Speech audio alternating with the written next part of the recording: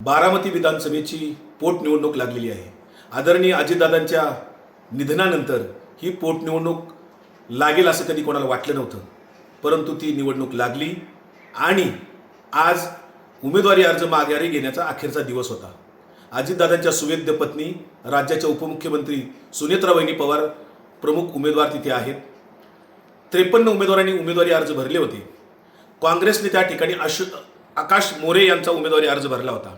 काही अटी घातल्या होत्या, बिनविरोध होणार की नाही या सगळ्या चर्चेनंतर अखेरीस आदरणीय शरद पवार साहेबांनी, खासदार सुप्रियाताई सुळे असतील, रोहित पवार असतील किंवा सुनेत्रा वहिनींनी सुद्धा हर्षवर्धन सपकाळांना केलेला फोन असेल, या सर्व ह्याच्यातून काँग्रेसने अखेरीस सर्वांची विनंतीला मान देऊन आणि एक संस्कृती जपण्याचा विषय म्हणून आपला उमेदवारी अर्ज आकाश मोरेंचा माघारी घेतला।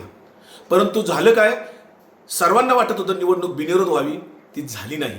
खरं तर त्यांच्या पक्षाने, राष्ट्रवादी काँग्रेस पक्षाने सुनील तटकरे प्रदेशाध्यक्ष आहेत, त्यांच्या जिल्ह्याचे कोणी अध्यक्ष असतील, निवडणुकीचा कोणी इन्चार्ज होता की नव्हता, कारण निवडणूक बिनविरोध होण्यासाठी कुणी प्रयत्न केल्याचं दिसत नाही।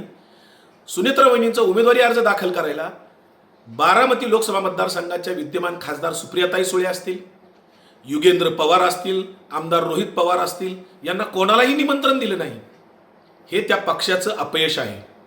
शिवाय उमेदवारी जे कोणी उमेदवारी भरणारे अर्ज होते त्यातले 23 अर्ज आज अखेरीस राहिलेले आहेत।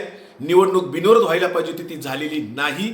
शेवटी निवडणूक लागलीच आणि जे कोणी 23 उमेदवार आहेत त्यांच्याशी कालपर्यंत राष्ट्रवादी काँग्रेस पक्षाने सुनील तटकरेंनी लक्ष देऊन त्यांच्याशी चर्चा करायला पाहिजे होत्या, त्यांना बोलवायला पाहिजे होतं, विनंती करायला पाहिजे होती। निवडणूक बिनविरोध नक्की होऊ शकली असती, परंतु सुनील तटकरे असतील किंवा त्यांचे पदाधिकारी असतील किंवा बारामती या पोटनिवडणुकीचे जे कोणी इन्चार्ज असतील, यांनी कुणीही निवडणूक ही सिरियस घेतली होती असं दिसत नाही।